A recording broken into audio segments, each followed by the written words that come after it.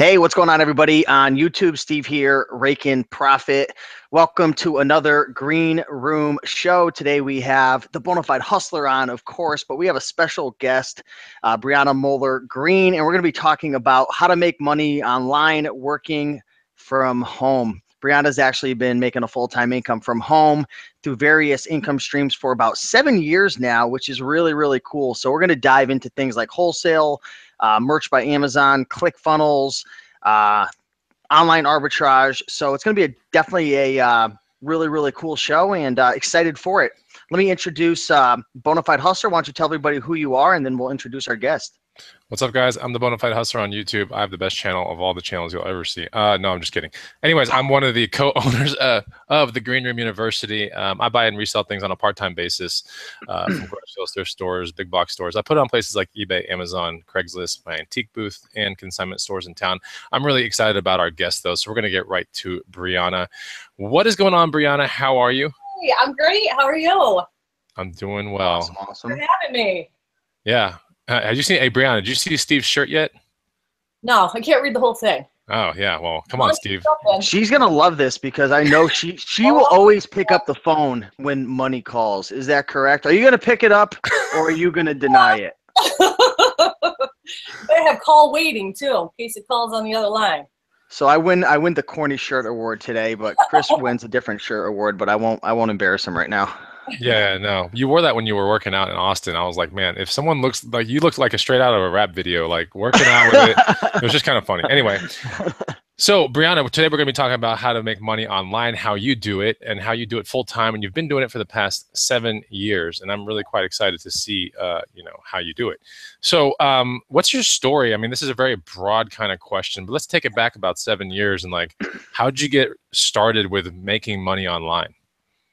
Basically, I mean, it's kind of always been in my blood that I've just been an entrepreneur. Like, I was the kid that would have a little wagon and go door to door, like selling whatever, rocks, pine cones. I mean, it's just always been second nature to me. So then like 13, 14 years old, when all of your friends are starting to kind of go out, you want money, is when I discovered eBay. So that had to have been, let's see, mid to late 90s.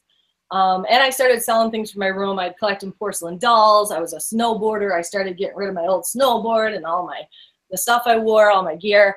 And then, throughout the years, used that just to make a little extra cash as just a young kid. And then, fast forward 20 years now, I'm 36 years old, and I've been doing it full time for 7, close to full time for probably 10 to 12 years. Oh, wow. Originally, I was a teacher, and I actually was a tenured teacher. I was a middle school science teacher for 8 years. Got my master's. I have a master's in biology, and I have another master's in educational administration. When I left, I was in a long-term position as an assistant principal, believe it or not. And I was so young at the time, it was kind of funny because I didn't look much older than some of our older students that were there. So that was funny. In fact, a lot of my older students now are in their mid to late 20s, and they're probably watching right now. But yeah, so I was doing eBay part-time, and then I just kind of got to the point where I fell out of love with teaching because of the monotony of it. I'm just like a free spirit. I like to do my own thing and, be able to dictate my schedule. So I took a year's leave of absence 7 years ago. And within a month or two, just with eBay at that time, I knew I was not going back. So I was making a full-time income, even just part-time, running out on my lunch breaks to ship stuff. And I just never looked back. And from there, it's just kind of snowballed. So as you mentioned, I'm into Amazon FBA now. That's actually my main source of income. I do merch by Amazon, affiliate marketing. I've contributed and written a couple of ebooks. So I'm all over the map. I've got a major case of shiny ball syndrome. I've got 50 million projects going on at once. And I love it. Absolutely love it. We're in the same boat right there. Yeah, this is like a female Raiken here on the channel. I'm telling you, man, this is a female Raiken Profit. Like, I'm gonna get you a shirt, okay? So we'll talk after. I'm gonna send you one of these shirts. Jeez. I was gonna say you might even have to redirect me because once I get talking, I get so excited about the stuff. I just go. So keep going. You're the perfect guest. My gosh. See, she's funneling us right now, Raiken. Like, we're at the top of the funnel. Like, at the very bottom is going to be like the nugget of information at the last minute of the show. Watch. Anyway, But it's good to have you on. That's pretty amazing story so far. And I can only assume that you kind of alluded to it, but you got kind of frustrated with the full-time thing at, when you weren't your own boss, and it looked like life was dictating you, right? Yes. And you didn't like that, right? Absolutely. And as soon as I got that taste of, even just simple things like, as a teacher, you can't just walk out of the classroom. I mean, like going to the bathroom when you feel like it, wearing what you feel like, eating lunch when you feel like it, not having to be on such a strict schedule that someone else is mandating. So yeah, I couldn't do it. And I couldn't do, this is horrible because it is great with a lot of teachers to have a teachers union. But for me, that was actually a negative because there were a lot of teachers that were like, that had been tenured, had taught for 8 years. They're making the same pay as me, and I'm doing 10 times the work. And they're just chilling, collecting the same paycheck. And I was like, that's cool. It's not horrible pay, but I don't know. I wasn't passionate about it, and I just needed to release my creativity and do my own thing. So cool. We got a great comment in the feed from Schwartz Knocked 3. Like a tractor beam, Brianna gets your attention. That's a great comment. I like that. That means you're polarizing, and you got a good story. So that's pretty awesome. How do you take that story, which took probably 3 minutes? How do you, when you're at ASD or you're at some of these FBA parties, how do you introduce yourself as Brianna? Let me ask you. How people have that memorize your, Raiken, what I'm talking about? Memorize your. It's how the would elevator pitch in a the sense. elevator. What's the I hate pitch. I hate that. I know. That's not what we mean, but Yeah, Brianna, what would your elevator be kind of like to someone out there that didn't know who you were? Well, basically, are you talking about, the question we always get, what do you do? Yeah, I was trying to put you on the spot because I know this is not rehearsed. Chris, you should have just said it. Just what do you do? Yeah. Well, and it's funny too, because since, I don't know, I'm just in a weird stage of my life, being in my mid-30s, I'm really on my second big career. So for a long time, it took me a while to separate myself from that previous career. It was kind of like, hey, I'm Brianna Greene, and I used to be a teacher, and now I do A, B, and C. And it was just information overload. So I just say I work for several online businesses, or I'm an entrepreneur, and usually they don't, push me too much further than that. Okay. That's what it is. So Brianna, how can people follow you and connect with you? Because I guarantee you, the information that we're about to hear is going to be really good. So let's, at least what are you part of? You were part of the Thrifting Lounge at one point, right? Yes. Yep. I used to be part of the Thrifting Lounge, but I just couldn't really be an admin and contribute as much as I wanted to anymore. When I started to, basically, I started to weed through my eBay store as I shifted over to FBA.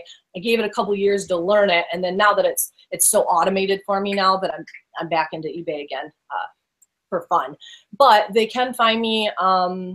A lot of my contact information can be found on my website, briannamollergreene.com, but you'll find me in the in Elite Product Sourcing, which is one of the companies I co-own. You'll find me in that Facebook group. It's all linked down below in the description. Yeah. We have a VA rentals group that focuses a lot on merch by Amazon and about outsourcing virtual assistant tasks, because Ooh, that's interesting. one of the companies that I co-own, we have anywhere between 30 and 40 virtual assistants that work for us at any given time. Wow. So you own a company, and these VAs That's cool. work for you guys.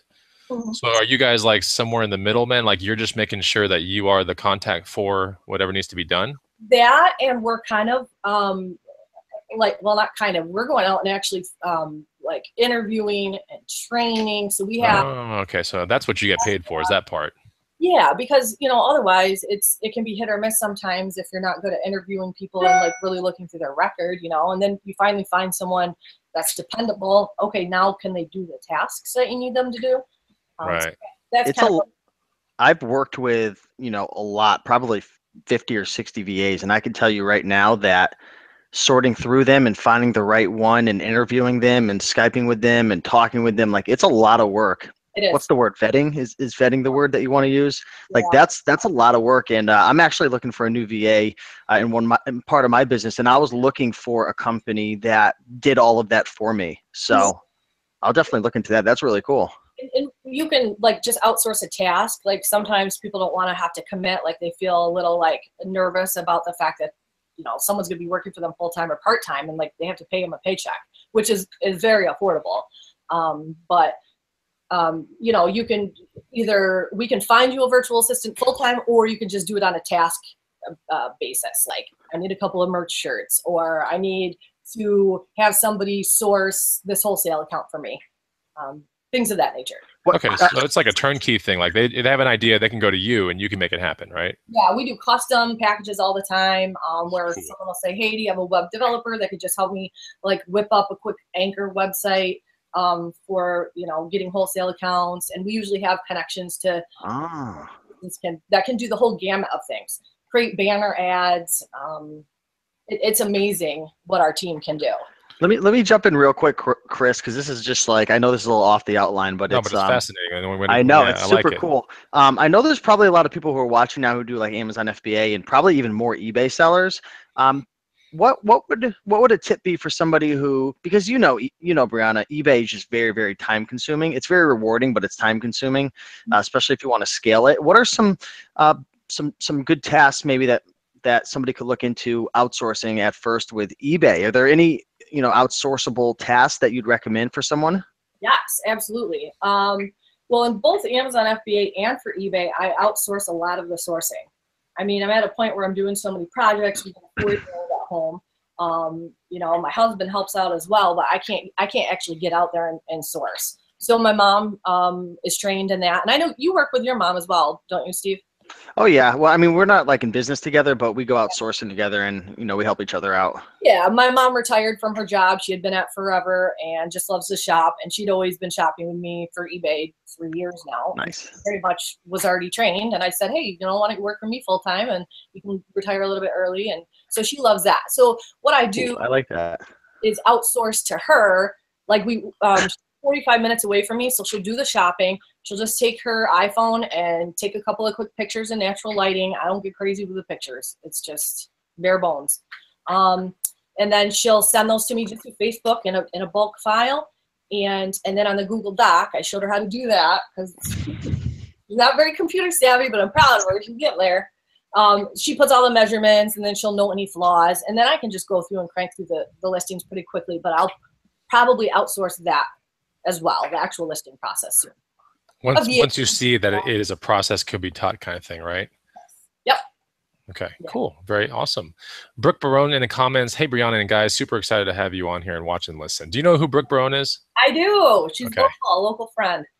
All right, awesome. Up, and Brooke? Shout out, go ahead, Raiken. I was just saying hello to Brooke. Okay. Yeah, what's up, Brooke? And we also want to say hello to Terry Stone. What is going on, Terry Stone? With a super chat of $5. Amazing. Thanks, Terry. Thank you so much. Terry. So let's talk about the online arbitrage kind of thing. What exactly to you is online arbitrage, or could you explain it to the people in the feed in the most simple way possible? Sure. So when I started Amazon FBA, I started like other people that maybe don't have a bankroll. So I started with just thrifting and selling a lot of used items, used books, but also just used appliances and things that I was finding at the thrift stores. And then from there, as I started to get more of a bankroll and stuff, then I was able to, buy some other items. Wait, refocus me here. I'm starting to go off on a tangent. Online arbitrage, like kind of explain it to the people in the feed. Yeah. Okay, so that just led me into retail arbitrage, but then I had a child, and so what happened was I couldn't leave. It was me. I was a one-woman show, so online arbitrage became necessary. So online arbitrage, all that I do is I literally purchase 90% of what I sell on Amazon FBA online. Wow. The only retail arbitrage I do is because my mom loves to shop, and there's a couple of stores she's really good at getting the deals, but 90 to 95% has been online. So of course, it helps that we have such a huge group of virtual assistants working for us. Most of them are in the product sourcing department for elite product sourcing. So I am able to, go through their finds on a daily basis. There's so many though, there's just not enough time of the day and not enough money to absolutely purchase everything. So they're literally going to Macy's.com, Walmart.com, all those websites that are off the beaten path, I don't know, BobSports.com, just these little. I love that place. Bob Sports is so good. Wait, you shop at Bob Sports too? I do. We all do. I got this shirt. So if I hear you correctly, okay, there are a million ways to make money, but the online arbitrage, like you said, you don't have enough money to capitalize on all the opportunity out there. So you're involving VAs to source for you or to highlight deals for you. So Well, at Elite Product Sourcing, we already have a group of virtual assistants that are actually serving clients. So they're doing product sourcing for clients. There's also, we have access to all these files where I'm seeing, like, let's say we have 12 virtual assistants working a 40-hour week. I'm going through and we're vetting all the finds that, you know, that they're locating. Also, we've trained them how to use tactical arbitrage. They know how to use OA X-ray. Jeez. That was a double G's. Oh my gosh. So it's like between multiple tactical arbitrage accounts, we just, you know, make sure that we keep those running. So we're constantly running bulk files on those. We have, I mean, tens of thousands of product finds that we need to go back through, and the virtual assistants match them up for us so we can make sure that they're the same product. So it's, I literally don't even get to all the information. There's just so much out there. Question. How can I get one of those VAs to do that for me? Is that a service available where someone could come to you and say, listen, I want someone like that, trained, fully ready to use tactical arbitrage to find me deals, and how would that work? Yeah, I mean, we've actually had it happen. Several people have come to us, and we've worked with so many different VAs that we can't always employ everybody at the same time. Like, you know, in the summer, we're a little bit slower on the FBA side, but maybe busier on the Merch by Amazon side. So, yeah, you can do that. You know what a cool product for you would be? Because you clearly sound proficient in this, and it looks like you know what you're doing. But maybe some sort of a course, right, Raiken? Like where it's teaching you how to teach a VA, or like, well, how to get the right VA? Because it seems like what Raiken said, that's a big problem, right? Trying to go through 50 or 60 and finding those last 5 that are like amazing, that stick with you forever. Like Raiken, if you had to look at the attrition of like VAs, like you've dealt with so many, and I know that with the Green Room we had one and it just went crazy, right? Yeah, and that's a story for another day. Yeah. Eventually, when enough time passes, we'll share that story. But oh man, yeah. But yeah, Brianna, it sounds like that would be an interesting product maybe to think about, because once you get proficiency in anything, I mean, you should always be thinking, how can I give this to the people, right? Somehow. Yeah. That's interesting. Anyway, so the best way to get started with online arbitrage, let's say you don't go the VA route, but you want to get into it. You're like, okay, yeah, that sounds interesting. I don't want to go to Walmarts and Targets all day long. I'd like to stay home and and jump on a trampoline and like just eat whatever I want. You know what I'm saying? Like, I say that because look at Raiken's background.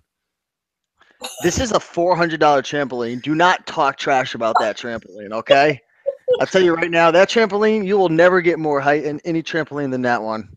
Is this Brianna, a ketogenic diet? Like there's some kind of trampoline exercise? If Tony Robbins jumps on a trampoline, I'm going to jump on a trampoline, okay? That's it. Conversation over. Brianna's like looking at the background of Raiken's and going, man, I think I just stepped back into like a 90s jazzercise video. This is a normal Raiken, and then once I turn, the truth is just revealed. He's he's going for the retro look. No, but that's anyway. So okay, so yeah, so the people that want to get started with OA, right, but they don't want to involve VA or anything, they want to kind of test it out and see if it's viable. Like, what's the kind of first step that you would do to get started with OA? Well, I have a free guide, and I'll pop in the comments later and write this down. And it's kind of a guide based on how I began. Like first, you kind of just need a firm experience in like just online shopping. Like the question I get all the time is like, are you paying for shipping? No, I'm not. 95% of these items are free shipping. So you kind of have to be proficient in like coupon codes and buying discounted gift cards.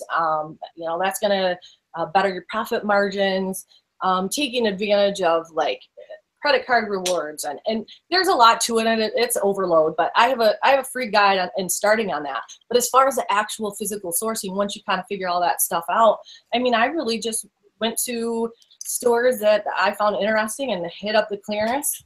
I just kind of went through and did it manually, and I still do a lot of manual sourcing. I mean, there's no software out there that's perfect yet. There's great software that I use, but it's not perfect. So there's a lot of times where I follow those rabbit trails and I'm just manually sourcing. So if you don't have the money to invest in tools or virtual assistants, you can do it still. And we still actually require our virtual assistants to do manual sourcing as well. We turn off the option for them to always be reliant on software because they're missing some potentially great product finds. Okay, so you think, if I hear you correctly, it's absolutely a prerequisite to at least have done FBA with physical sourcing. You think that's kind of important, right? So yeah, I really, I think it's a lot easier to get a grasp of how FBA works if you kind of start with a retail arbitrage route where you're physically handling the product and it's more tangible, the idea of, okay, I paid $9 or whatever for this item. And then you also get to learn the ins and outs and get to learn how to calculate your profits, because there's a lot of people that are lacking that business side when they're, when they get into Amazon FBA, they have no clue what they're making. There's just numbers everywhere. So yeah, I think retail arbitrage is probably the best way to get into it. Okay, if you had to say 3 sites for people to like, okay, these are good sites to look at for OA purposes, and someone wants to kind of kick back for like 3 hours and go, you know what, I want to give this a shot and at least look in these clearance places. Like, what 3 sites would you give out to the people in the feed? Oh, let me think here. What on Earth is a cool one. What on Earth? I've never heard that in any green room show we've ever done. Interesting. All right, what else? I got that one from paying attention to all these, like, I'm sure your mailbox is the same way, but doing OA, your mailbox is just jammed with catalogs. It's like unreal. So that's where I got that one. It was just a random catalog, and I'm like, you know what? I wonder if they have a clearance section. Let's see here. I love, let's see, clothing and shoes. That's primarily what I sell. I do sell everything, but St. Bernard's. Oh, I know that place. That place is badass in real life. Like, have you ever been to a St. Bernard's? No, I haven't. Dude, so nice. So, okay, so shoes, that's good. Do you like shoes and stuff because you feel as if maybe the returns don't come back as much? Like, it's not like an electronic, for example, right? That can get broken in shipment, you know? Well, it's funny, though. With clothing and shoes, the return rate is higher. Define high for us. Like, what do you think? Out of every 10 garments or 100 garments, what do you think? 100 shoes, 100 garments? It depends on the garments. So, like, swimsuits, shoes, bras, they're coming back. So make sure, I think it's a $3 charge every time it gets returned. So make sure you've got room to work with there. Like, don't buy something with a 30% ROI and think you're going to get 30% on it. Make sure you go a little wider when you're sourcing your clothes and shoes. So, okay, cool. I'd say about a 10% maybe. Oh, the thing I was going to mention though about that, okay, yeah, the return rate's a little higher and there's some extra fees involved, but the percentage of items that are defective or completely like just trashed is like nearly zero. If you buy from a reputable OA place, right? You're saying, okay. So like, people try them on and they come back. I do have it set up so that the returns come back to me because I want to look them over and make sure that Amazon's not like missing like a stain on something because someone tried it on and returned it. But pretty much any clothing or shoes I get back, they just get retagged. They go right back. Okay. Okay. Cool. And do you really feel that with clothing and bathing suits and bras and shoes, right? Is that what you said? Yeah. Do you feel as if those things don't just get like used for a party or used for a beach one day and then like returned back to you? No, that's not happening. It just didn't fit, right? Right. Yeah. Okay. Cool. 99% of the returns are just honest returns. Right. And if you have one weird one, you just chunk it or donate it, right? Just like eBay or any other market. Right. Okay. You were alluding to something earlier with the, don't go for just 30. If you're going for 30%, go a little bit, wider than that. Yeah. How do you protect yourself against price erosion, which is very, when people think FBA and they think Amazon, they're thinking these things automatically. Like, by the time I get the item and then I look it over, then I sticker it up, then I send it to Amazon, like things have occurred. Like the marketplace changes all the time. So how do you view erosion and what's your kind of like tactic against it? I don't worry about it too much, but like a lot of new sellers, I joined that bandwagon of like just freaking out about everything that I'm buying, like the price is eroding. To kind of circumvent that, the first thing is focusing on gated categories a lot. I love clothing and shoes. I mean, there's just fewer competitors because it's gated. And not only that, there is a bit of a learning curve with it. Not everybody knows what brands to grab. I mean, obviously we have software that can help us, but knowing what size, what color, especially like, let's talk about a bra. Do you know which sizes you should buy, or which type of bra you should buy in larger sizes, which one in smaller sizes? It's quite a bit to learn. It's like bra overload, Raiken. I'm telling you, man. I've never been overloaded by bras so much in my life, dude. But it protects you against erosion, the price erosion, once you... Specialized knowledge, yep. No, I'm telling you, like, that's insane when you think about it. I mean, so even like when it comes to bras, I mean, the only thing I think about is like Victoria's Secret, but it's like way crazier than that. You're saying like, you're talking like far beyond that brand like How many specialty different stuff. brands are there, would Yeah, you like say, for bras? Because I don't have the slightest clue. You know what? It'll give you a good idea if you go to like Nordstrom Rack. Right. Look in the bra section. yeah, Raiken. Let's go there to the bra section in Nordstrom Rack. Raiken. Let's see how fast I could get security called on me. But I see what she's saying. So go there. It's a very interesting tactic. The tactic is like ground level tactic. Go there, see what I know what you're talking about, and then kind of spot some of the higher priced items. Then go home, look at ranks, and right things like that. Yeah. That's really cool. I You mean, do who that would a ever lot known? too, Chris. Like with the, I remember Oh, it yeah. was one of the first few times we met. Like we would go into like REI and we would go into like Best Buy, and you'd always be looking at all the high end things, studying the brands. You even talked about it in some of your videos. Yeah, I know. I mean, I still do it every now and then. One of the stores that I really want to go to and like really crush it for that kind of knowledge is like Cabela's or Bass Pro Shops or Gander Mountain, because those things are crazy too, man. But anyway, I always love to say this, Raiken, and I like to say this, Brianna, but like there are a million ways to make money. There's just not a million minutes in the day. Yeah. There's just not, And like you said, like when you said like I got like a bazillion projects or 60 projects going, I mean, once your project is done, there's always like a bazillion other ones ready to go. Like there's so many opportunities when it comes down to like making money online at home, right? Yeah. Unbelievable. That's what kind of keeps us going, I think. Yeah, I agree. Let me jump in. I got a question for you, Brianna, because this is something that I always deal with as well.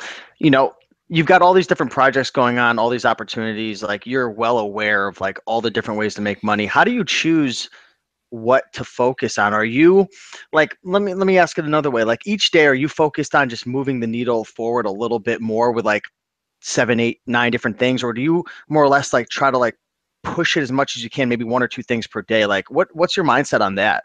Well, I usually try to focus on like one major like hub to my business, wherever I might be. This could have been 5 years ago. It could be now. So like right now, most of my day is spent worrying about Amazon FBA.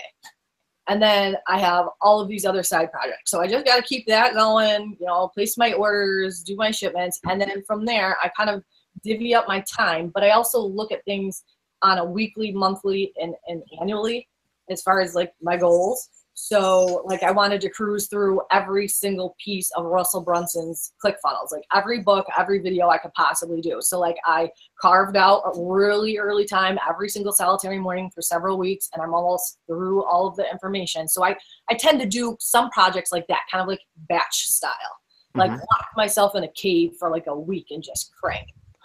I love it. Now, before the show started, you said that your husband kind of does this as well, right? Yeah. Or helps you. So are you guys in this thing kind of together, or he has his own kind of thing going and you have your own thing? How does that work? So he used to own an auto body shop. He had it for years. He bought it from his parents, who owned it for many years prior. And in our area, it's just really feast or famine. He can make an amazing income, or it can get slow. But the problem is it's like either 0 hours or a 16-hour day all the time. And it was more important to us to, yes, make enough money, but to make enough money to have freedom of time, to watch our 4-year-old grow up, like go to her whatever performances and school events, and like not have to say, hey, daddy's working, mommy's working. Like that was our ultimate dream. So he actually doesn't have much interest in the day-to-day. Like I geek out. I love numbers. I love statistics. I love projects. I love all this stuff. And I'm like, blah, blah, blah, blah, blah, blah, blah, to him. And he's like, just give me a task. Oh, okay. So he shut down the auto body shop a year ago. So we use that as the warehouse. And then we store all of our like vehicles and stuff in a portion of it as well. So it's storage. And he helps out at the house. He helps out with business tasks. But again, it's all task oriented. Like, he wouldn't be like, hey, buy this. I looked at Keepa and it looks like a good buy. Like he doesn't really want to hear about it. I just tell him what to do task-wise and he's happy. And does his own things. Nice. Interesting. So let's get back in. We'll swing right back into the outline with this one question, which still has to do with OA. Do you send items directly to your house or do you go prep center? So house to Amazon or prep center, and you never see this stuff? I've done both. I loved using a prep center. And I used PZP for probably 2 years, and I still do have an open account with them. And I would highly recommend, if you could do that, to use a prep center. It was absolutely amazing to literally not touch anything. Like I sent everything to Brendan. The only reason I pulled back from the prep center is just to kind of fill the time with my husband now home and my mom home, and kind of having some friends that are working here and there part-time. I just wanted to keep it in-house for now until it gets too large again, and then I'm going to outsource back out to Brendan to handle like wholesale. So you said PZP, that means Prime Zero Prep, right? Yes. Okay. And essentially, if you could kind of simplify this for terms, like this is a place that you get your inventory sent to, right? And they actually do whatever's needed, polybag it, whatever's needed, right? Prep it, get it in boxes with DNS stickers and anything possible, right? They can do it for a fee, a small fee usually. It's like $1 an item, I thought, right? Yeah, $1, $1.50, depending on, you know, if they're bundled. Bad. Yeah. Well, the key to that, or the benefit to that, is it doesn't come to your house. It doesn't like affect your family. Like, it can be big things, right? Big shipments, and you don't want 3,000 of something coming to your doorstep on a pallet. You can get it sent to PZP, and then PZP will get it to Amazon, essentially. Correct? Yeah, and it's a fabulous way to absolutely not touch the product, but also to travel. We have a travel trailer, and we have a side-by-side, which is like a 4-wheeler for multiple people. And so we travel all summer long. We go out at a week or 2 at a time, and that's how a prep center in the past had helped us as well, because we didn't need to come home for anything. We'll just go on to the next place. It's crazy. So not only are you working completely like laptop lifestyle, but now you're like, you can do laptop plus travel lifestyle multiple times in a summer if you want to. Yeah. Yeah. It's amazing. Yes. So when you are traveling across America, presumably, do you have like a satellite dish on top or anything? Do you have to be connected? Like, you have to have your laptop going, right? Like, totally. Like, I have a big hotspot. This is so bad. The camper is a major glamper. It's got a full garage, so we can fit several 4-wheelers. Or it's got Jeez. 3 flat screen TVs and a PS4. It's ridiculous. But yeah, it's complete comfort, because we just want to be able to go and like ride and get muddy and dirty and crazy, you know, and then like shower up and work. And yeah, we have internet and everything on there. Is it just as fast as home internet? Yeah. Yeah. It's really? Yeah. Well, it depends on where we are though. Like, we were in the depths of West Virginia over the summer already. When we were there May. Oh man, there was like used to that for that travel internet. I was curious, because I was looking into that. I knew Raiken was getting like Karma. You use Karma? I just have Verizon, so I have a tablet through them, one of my tablets through them, and then like this hotspot hub thing that like I don't know how many different devices can connect. Oh, interesting. I'll look into that. The funny thing is, like, people go, okay, that's going to add money to my bill or whatever. You don't understand the productivity you can get when you can start getting those things in line. It's unbelievable. Like, well, you saw it in my videos, like Brianna didn't, but if you watch my vlogs, I mean, Raiken is sitting there on a hotspot doing work in my SUV while I'm chauffeuring him around town. And CP. That was awesome. I wish you could. That was like, it's like being a little kid being pushed around in the stroller. Like, it was great. Yeah, but that's the world we live in, you know, like, you don't just have to like, okay, I'm going to go on a drive now. That means I am completely off, you know, my laptop anymore. You can do these kind of things. So we want you guys to understand that, you know, if you really want to have that kind of like online lifestyle, online business, like sometimes business doesn't stop. Like, you got to keep messing with it, you know? Let's go into, let's kind of fast forward into the wholesale thing real quick. Or if you can give us 3 mistakes real quick about OA. Like, some people are like, okay, I want to try this OA thing. I'm going to try to go do, you know, those 2 sites that you talked about. What are the top 3 mistakes that people are almost guaranteed to like encounter on their OA journey? One's gonna be, and this is minor, it's not that big of a deal, but I do get a lot of money back from cashback portals like Ebates and Top Cashback and a few other ones. So like, one of the biggest mistakes is just getting used to that process of shopping, filling your cart, popping back over to the cashback portal, entering the site through that cashback portal so that you can collect your reward. That's one of the big mistakes I always made. And then I'd be like, oh, seriously, I just placed like a $2,000 reward, or that adds up, right? 10% back. Ah! All right, I need you to backtrack real quick. Let's, because I know I kind of know what you're talking about. Let's backtrack it real quick. So you made an online order, right? Yes. And you make it through not the primary site, like you're making it through another site that is. Can you explain that real quick? Sure. Yeah. So let's just keep it like to the American Girl doll store or something. So what I do is I have a couple of websites that have rewards, and I have a couple of credit cards where they have cashback portals. So these are just kind of like advertisement sites. So I go shop, And then I check to see whose portal, whose credit card is giving me the greatest amount of cash back on my purchase. And I have gotten up to 20% back at Nike, Finish Line. Oh my gosh. Yeah, it's insane. So Ebates is a big one. Top Cash Back, Fat Wallet. I think what else? MR Rebates, I think, or Mr. Rebates. I think that's closing down. And then one of my favorite is You Promise. It's tied to a Barclay card. And so if you use that card and you use their cashback portal, they double it. So now, like 90% of the time I go through that, because on almost every purchase, I'm getting 10% back or more. Wow. That could make the difference between like a good buy or a bad buy. Yeah, yeah. You could take a 30%, even 20% ROI. You could stack discounted gift cards. You can stack promo codes, sometimes multiple promo codes, then go through these cashback portals, and you could take something 20 to 30%, and now it's 50 to 60% ROI. And that helps you when you go to Amazon. If you're the person that's entering with 50 or 60% ROI, like right under your wing already, yeah, you can compete now. Now you can compete. Absolutely. It's interesting. I love it. Great tip. Give us one more real quick, and maybe not 3 mistakes, but give us one more mistake. What do you think? Not having any clue how to use a repricer. Don't get one if you don't know what you're doing yet. Like, slow down and figure out how to program the thing so it doesn't go bananas.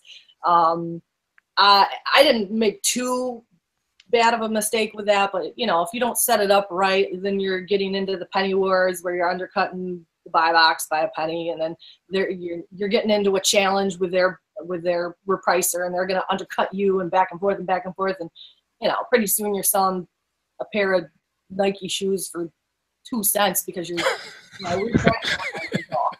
you didn't set your limits, huh? Like, and actually, where the heck did that happen? Was it, oh, I think it was DC Shoes. I don't know if they had a repricer or what, but I think it was last year, all of the DC products on Amazon went down to like $1. What? Gosh. They didn't honor it. They must have talked to Amazon and said, I don't know what happened, but literally everything in their Amazon store was $1. So I placed like $2,000 worth of I was like, oh my gosh, a code for $1, let's do this. And they canceled. But I suspect either a disgruntled employee or a repricer that's gone bananas.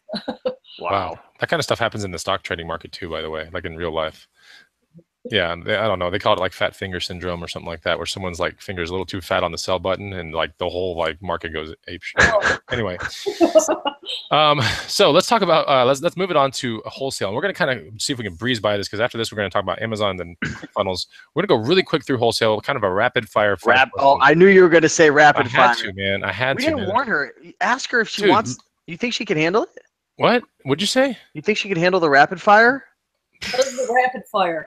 Dude, look at Organically. Hannah says this girl is so interesting. How about that? Okay, she can handle it. You know, one of the things that we failed to do on this show, you know, we don't fail very much. I'm just kidding. We fail all the time, but we seem to fail a lot. When these shows get mega interesting, we fail at one thing, and this is what it is. We never ask the feed to like the video right in the middle. We have 173 people watching live right now. Only 56 likes. I'm not a mathematician, but I would say approximately 100 and I don't know. I got a request for Brianna. You ready? Brianna, you think you can do this for me? I don't know if she's ready. I want you to flip your hair, look at the camera, and go like the video with a big smile. All right. Oh wait, I gotta get a prop. She's a sport, dude. Hold on, let me get the camera on her. Yeah, get the camera on her, man. Let's see this. Oh man, she's not even in the picture right now. All right, I had to get a prop. Oh no. All right, ready? Yeah. What am I saying? Just like the video? Yeah, just like the video. Look at the camera. Like the video. Boom, boss! Wait, you read it? That's so cool. The likes are going through the roof right now. That's the best. Oh, that's so, man, Raiken, that's like more thug life than your shirt, dude. Sorry. I am a little bit thug life. I have to admit it. Yeah, I'm going to literally cut that like 10-second segment out and put it as my intro in all my videos. I bet you I'll get so many likes. That was awesome, man. That's like, and you know, when I say thug life, we were kind of joking, but when, and like, AKA not kidding, like, AKA, but not kidding, before the show was starting, like, she's actually going to a Ludacris concert at somewhere in New York, right? Yeah, I cannot wait. Oh, dude, she just raised the roof, Raiken, and we're screwed. All right. Okay, so let's go into wholesale real quick. Let's get into rapid fire mode. I mean, any boss can do rapid fire mode, so don't put on the boss rings if you're not ready. So what strategy do you follow when sourcing wholesale products? Let's kind of keep it simple and rapid fire. What strategy do you follow when sourcing wholesale products? I mean, I basically like leaf sourcing a little bit, like Dan and Eric talk about and teach. And then just old school sourcing. I mean, I just kind of have a knack for finding stuff. Take a look at the catalog, see if there are a couple hits. I mean, I keep it pretty simple. Okay. What are the benefits to wholesale over other sourcing methods such as RA and OA or thrifting? Definitely, it's going to be your safest option. I mean, we know as Amazon continues to restrict brands, continues to suspend sellers for not being able to prove authenticity or the origin of their products, like you really want to start to take a look at adding a little bit of wholesale. The sky is not falling. Like, I know everybody's like, oh, it's the end of OA and RA. I don't think that. I just think it's important to not have all your eggs in one basket. So add a little bit of wholesale in, protect yourself, know where those products are coming from origin-wise. Okay, cool. And there is a really good course. I mean, the wholesale formula, I mean, it seems like a lot of people are talking about it right now, but that is a legit course, right? Yeah. I took it a year or two ago now, and I loved it because it was completely, by the time I got to the end, it was actionable. Like, I was cranking on my anchor site. I got a bunch of niche sites set up, and right away I was contacting wholesalers, and I knew how to approach them, what to talk about, whether to call, whether to email, how to provide them with value, how to negotiate. It's awesome. It is a great course. I knew that you went through the course when you mentioned the leaf sourcing. Yeah. Because we're big into that. Cool. How do you analyze a potential wholesale deal now? Let's not talk about 2 years before the whole like course and everything. Like right now, Brianna doing wholesale, like how do you kind of analyze the deal? I mean, I basically analyze it just like I do with online arbitrage. I don't pay too much attention normally to the number of sellers unless it's like in toys and everybody's like there's 500 sellers or something. But generally when I'm wholesale sourcing, I'm going to be looking at listings where there's only a couple of people. So just my normal online arbitrage buying criteria, really. I of course subscribe to like Jungle Scout. And I'm trying to think what was the other one that I used. Mainly Jungle Scout, I guess, to just kind of like estimate how much I want to order so I don't run out. Because of course, whenever you find something that sells well, it's like such a bummer when you don't keep it in stock, So man, first world problems right there, huh? This world sucks. So you said Jungle Scout. Like, where can people start looking to find wholesale deals? Not Jungle Scout. Jungle Scout is the analysis and analyzing kind of thing. But like software, yeah. Yeah. Would you recommend ASD? Would you recommend things like that? Or is that kind of like too much traveling? Don't go to Vegas. Like, what would you suggest people if they want to get to finding wholesale deals, even to analyze a SKU sheet? Like, how would you do that? So I went to ASD in March. That was my first time going. Hey, we were there. What was that? I said we were there. Oh, I knew Steve was there, but I guess maybe I didn't know that you were there. Well, clearly you didn't party hard enough because you didn't need us. But anyway, you didn't see us at the club. You didn't see Steve with his money as calling shirt. Pfft, you didn't experience Vegas then. I was the one screaming out Luda. Luda. Yeah, but ASD. So like ASD, you physically are walking around a gigantic place where your feet are going to kill you, right? And you know what though? It's good to experience it at least once, but it's not completely necessary. I mean, I did secure some great deals there because I was able to actually see the merchandise, and then you can also differentiate between whether they're a distributor or whether they're the manufacturer and all that stuff. So it's definitely worth going. I'll go again in March. I won't be there. The rest of my crew's flying out tomorrow to ASD, but I won't be there this time. But anyway, so what you could do is just go to the ASD website or any trade show website and literally go through the vendors, check out their websites, contact information, just shoot them a message and, or give them a call. Okay. What part of ASD were you so excited to go see? Like what section? You were like, I like this section. Clothing and shoes. Clothing and shoes. Wow. That was a big section. I know that we were walking through there for a while, and it was overwhelming. Yeah. And it's hard to, well, of course, probably from talking to them too, like you can eliminate some of them because they're not going to sell to Amazon sellers.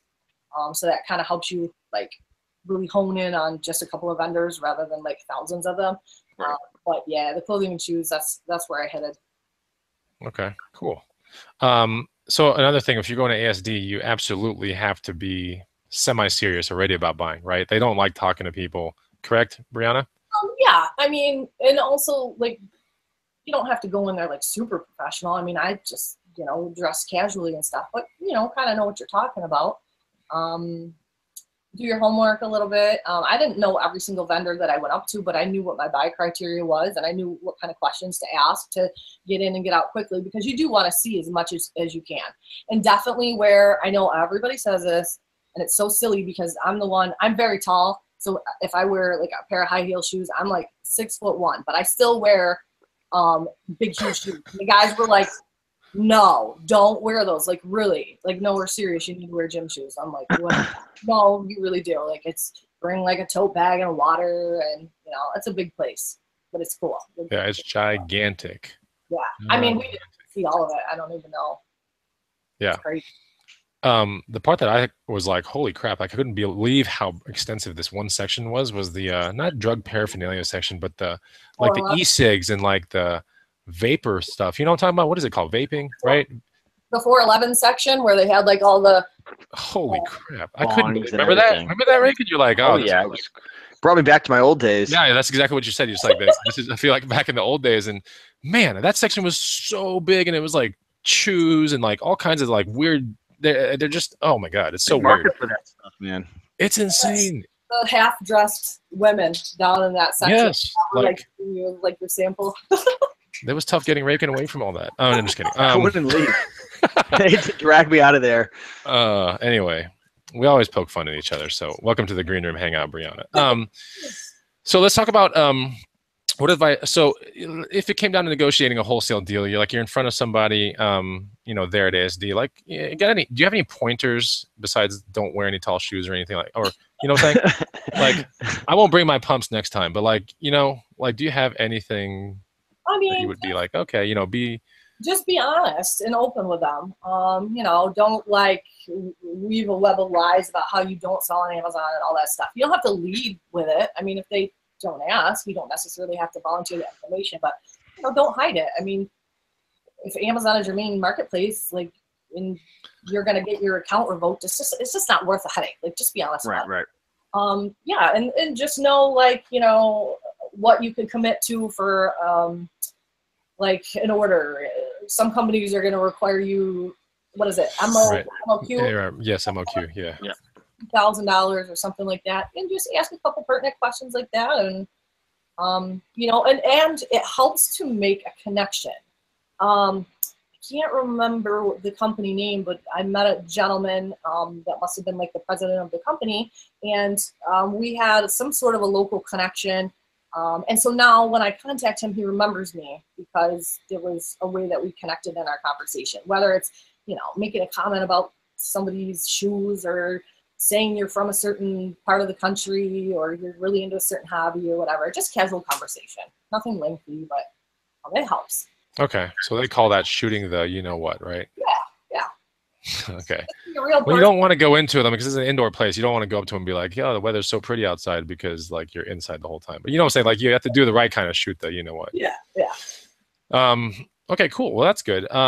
So we're at about 15 more minutes, maybe 15, 20, something like that. 177 people watching right now.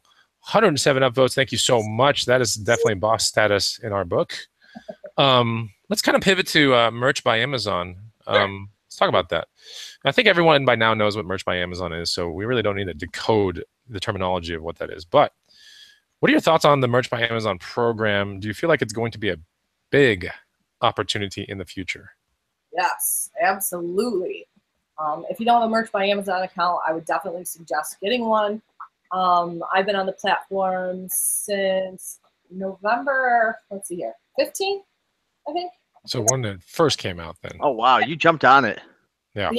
Someone actually had added me to Chris Greene's group when it was just in its infancy. There were just a couple of people in there, and I was like, what the heck is the deal with this merch by Amazon thing? But it's an amazing opportunity. Unfortunately, and most people know this, it just grew too quickly, so there's been a lot of growing pains. There's been a lot of scale backs where, you know, you can't list an infinite t-shirts anymore. There's like, well, it's growing fast, right, Brianna? It's growing fast, and Amazon needs to put some feet down or foot down, whatever you call it, right? Yeah, they just need some consistency too in rules and policies, which, you know, they're working on and they'll get there. But, you know, it's hard when like some of my best selling shirts at the beginning were just all like F-bomb this and like everything. Straight for the kill, man. Straight for the kill. And it sold like TV. And then, you know, they decided that they didn't want profanity or inappropriate humor on, you know, on the marketplace anymore, and instituted that change. So it's just, you know what though, they don't have to have the platform. They don't have to allow us to sell on there. We play by their rules. If you don't like it, leave. It's kind of where my head is at, and you know, take advantage of what you can. Do you have your VAs running that business for you primarily? Like maybe how much in terms of like the percentage of a pie, in terms of how much like time goes into that business? Are you running that like 50% or like 10%, or like how does that work with you VAs and time and whatnot? It's kind of just been fluctuating as the seasons have changed and as my focus has changed. But as far as like the designs and the keywords and all that stuff, the virtual assistants do all of that. They do the research. I do like to have a role in like kind of like looking over the t-shirts and making sure that like I feel like it's a good fit for like generally a US market. But yeah, most of it's done by them. I've had a VA before do all the social media.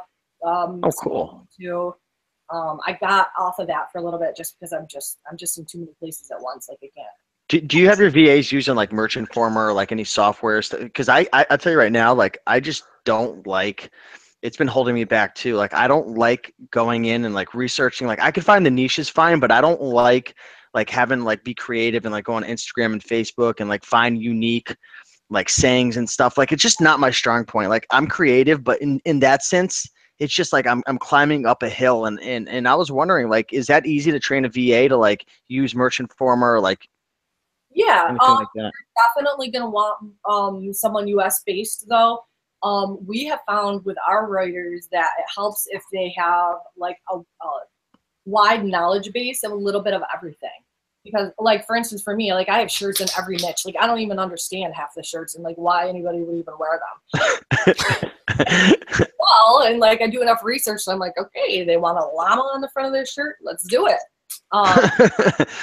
Like, you know, so a lot of that stuff is done by virtual assistants. But I do like to be a control freak a little bit, kind of micromanage a little bit. Yeah, just a little bit. Do you feel as if being creative is a strong suit when it comes to merch? And is that one of the reasons why you said go with a USA VA or whatever you said before? Well, let me explain that portion too. I would go with a US VA also just because of the writing skills. So like you're gonna want to look for someone that has some SEO training as well. Like maybe they've worked. Some of our US based VAs have written books before, or have worked for like a catalog, or did product listings on somebody's website or whatever. But it's still completely different. You know, on Merch by Amazon. And even with a US-based writer that has a lot of experience, you still have to train them because they don't know the exact formula that that a lot of us are using for our titles and keep counting. Oh, interesting. So if I wanted to, or someone watching wanted to go through your service, I think it's va.rentals, right? Yes. Could they go through you and essentially say, I'm looking for a VA who can write titles for me, has an understanding of SEO, you know, based domestically and whatnot, and like I want them to do these tasks and jobs, and then you go out, vet them, and find them and match it up, and so I or someone else doesn't have to do all that training, because that's a lot of work. Training someone just to do minor tasks takes actually a lot more time than people think. Yeah, it does. And think about the fact that a lot of times you're not face to face when you're doing it. I mean, yeah, you can use Skype or like a format like this, but it's interesting to translate that. You're going to be getting an email from me after this because I'm getting pretty excited about that.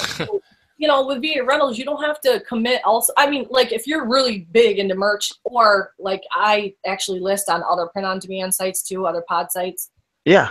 If you want a full-time VA, you can certainly do that. Or you can utilize our VAs that we employ kind of like personally to do just some jobs for you. Like, let's say you had like 20 shirts and you're like, I don't want to write the titles and key product features. We could just do that for you without you committing to. Oh, I like that. That's cool. Yeah. Because some of the most important keywords go in there too, right? Yeah.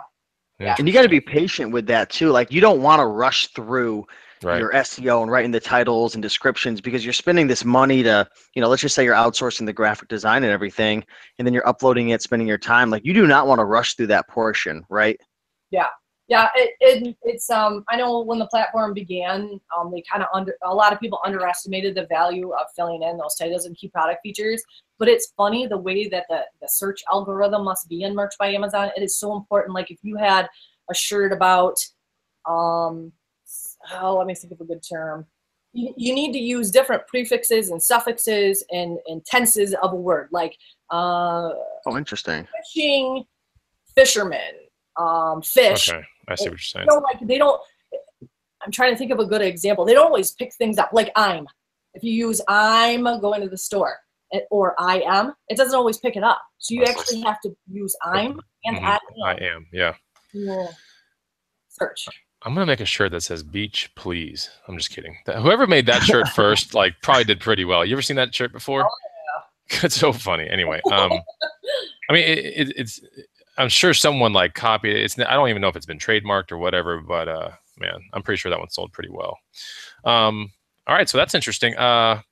We kind of discussed how you find profitable niches to sell on merch. That's kind of we actually didn't cover that. Let's get that a real rapid fire answer on these next coming questions. How do you find a profitable niche to sell on Amazon, Brianna? Hire a VA. Well, I know, but let's say if you didn't want to do the VA thing, if you just wanted to get are there certain sites like Teespring, or are you going to other things like? Yeah, I'm looking at other t-shirt sites. I'm looking a lot at social media.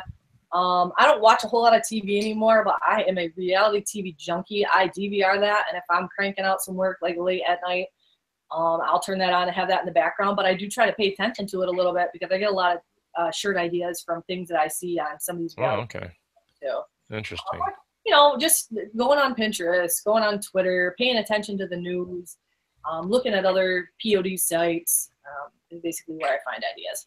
And then you have a VA cross-check this with trademarks and all kinds of stuff, right? You make sure that they search Google for these things and look for everything, right? Yeah. So I might say, hey, can you look in the niche of I don't know, eccentric or offbeat t-shirts, and then they'll go through and not even t-shirts. I look at everything: memes, quotes, coffee mugs, tote bags, anything at all, a billboard. I mean, anything at all that can provide you with some sort of an idea. And they'll search the trademark and patent website for the trademark. And then if we do the design for you, or if you hire someone from Fiverr, always make sure that they're using royalty free. Right. The graphics and stuff, or fonts, right? Yeah, cool. Okay, so do you have any tips for making more sales on merch besides the keyword thing? I mean, if I had more time, when I did have the virtual assistant that was doing the social media stuff, I think that if you really do want to make that your main source of income, you can do a lot, focusing on a niche, creating a website, driving traffic to that website, advertising in blogs and forums and stuff. It's just for me, being all over the page, that's how my merch account is too. It's there's no niche. They're all over the place. But if someone really wanted that to be their income, you could do that. Okay. So let's kind of fast forward into this next thing, because this is going to be a little bit more advanced and it's kind of interesting, but this is the Russell Brunson stuff we're about to talk about. ClickFunnels. You ready? Yes. Okay. Okay. You're definitely doing this right now, right as we speak. You have this stuff running, correct? Oh, ClickFunnels? Yeah. Okay. So define that for the people out there in the feed. Sure. This is a little bit harder to understand, honestly. This is more internet marketing stuff, and go for it. Yeah. The funniest thing is I didn't know what it was a couple months ago. I'd heard it 10 minutes. And once I learned about it, I was like, do you know how many times I've been ClickFunneled? People have successfully ClickFunneled me so many times. I have so many add-ons and upsells and all this stuff that I'm I don't even know how it happened. It was a spiral. You were ClickFunneled. Yeah.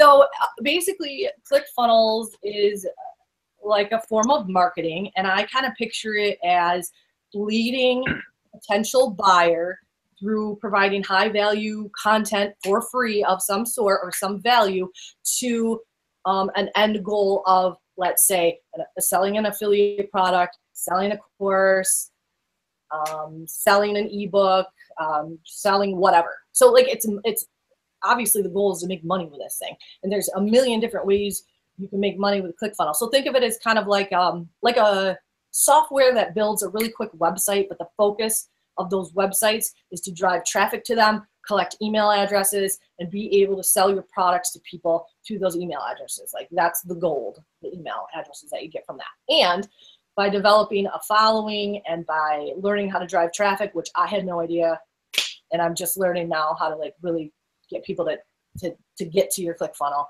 It is kind of confusing, but once you start watching a few videos, or like if anyone's ever heard of, I'm all into, you know, the Lady Boss stuff. Well, funniest thing is I got ClickFunneled by one of his top ClickFunnel consultants, Kaylin Toole, who does the Lady Boss fitness program. Did you hear a podcast with on the Russell Brunson on the show with how they were doing like 200,000 a month? That was insane. I opted into her funnel. I got ClickFunneled so hard. It was crazy. Don't buy and see what happens when you don't buy. See what the ClickFunnel does to you.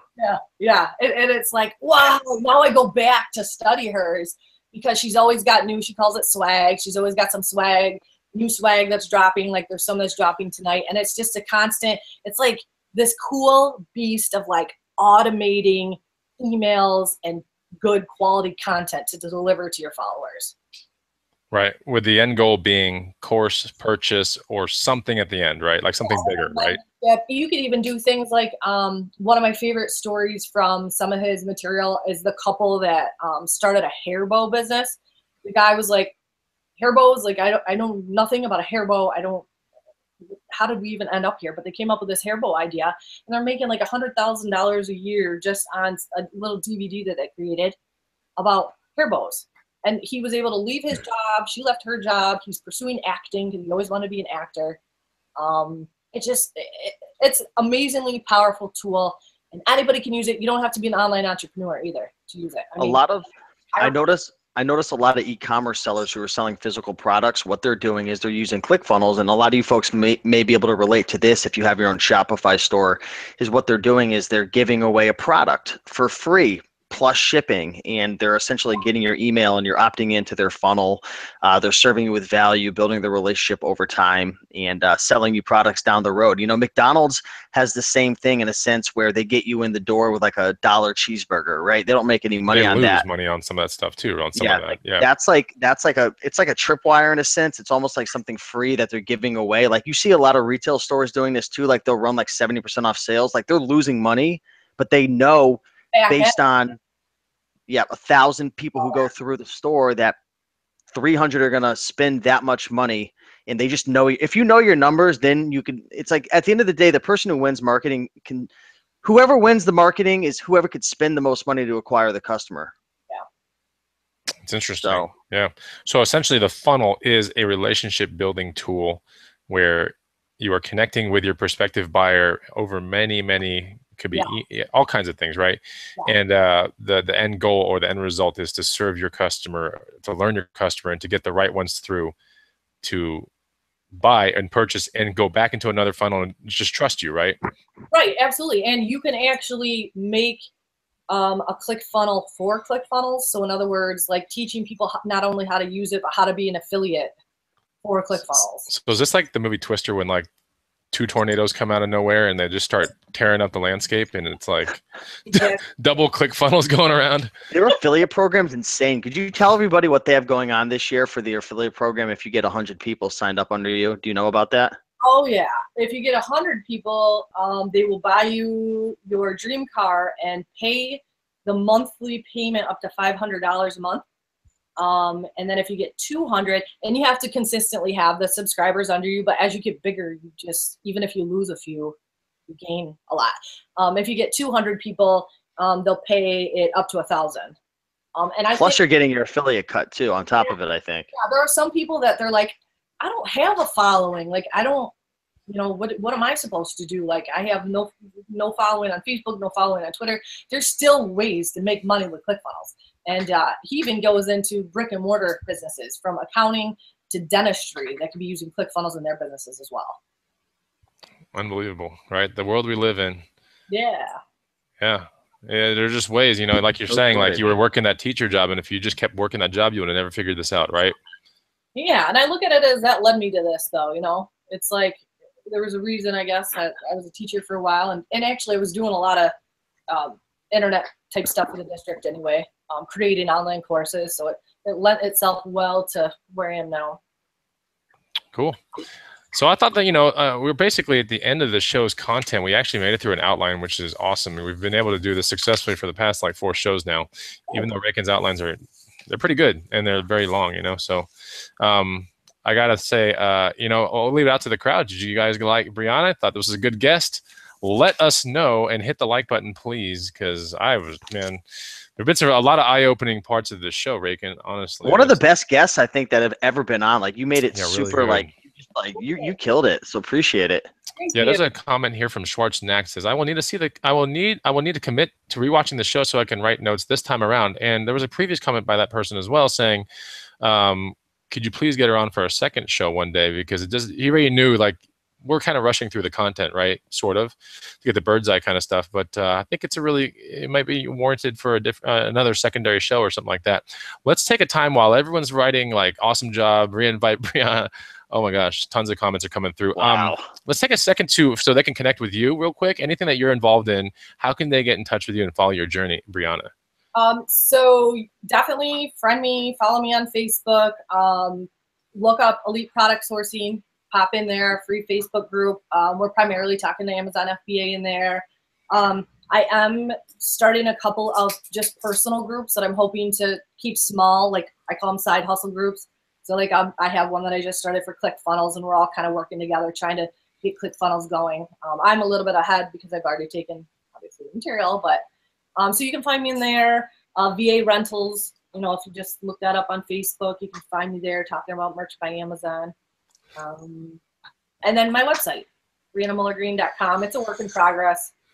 The control freak in me, I still have not had somebody professional like do the finishing touches. I'm on there just entering all the information, and then a web developer will make it look a little better. Very hands-on, Brianna, very hands-on. Love it. I like it. That's awesome. So some great comments coming through. I learned a lot. Great show, guys. Please bring her back. Thanks for sharing, Brianna. Rock the house down. Bonafide, your sleeves are hurting. That's not one for Brianna. Hold on. Full show on ClickFunnels, please. Jess Elizabeth. That's pretty interesting. Okay, so maybe we can do a show like that. Great show. Thanks, Raiken and Bonafide and Brianna. This information you share is priceless. This lady's rocking it. I'm definitely watching this at least one more time to take with some note-taking and bring her back. Someone didn't have Wi-Fi the whole time and he missed the whole entire broadcast. Please have it back on YouTube again soon. Look, if you wait 10 minutes, it'll be on Raiken's channel. It'll be on my channel as well. We put the show on both channels. So that's pretty much awesome. We don't want to take up too much more of your night, Brianna. Thank you for coming here to the Green Room Hangout. Hopefully we'll be seeing Brianna again, guys. Raiken, I'll leave it to you with closing words, and we're good. Sure, yeah. Thanks, College Picker. He was in the comments. He couldn't come on the video, but he was in the comments answering questions and whatnot. So CP, thank you. CP says shower, Dave Ramsey, then bed. Yeah, but yeah, thanks everybody. Appreciate you guys coming on. If you have any more suggestions for guests that you'd like to come on, shoot us a message, let us know. But Brianna, you were awesome. Really appreciate it. Especially check out the VA website, because I think that's really, really cool, and her Facebook group and website and everything. Check it all out. But thanks for coming on, everybody. Hit the like button, subscribe, and we'll see you next Wednesday. Check out the Bonafide Hustler YouTube channel as well. All right. See ya.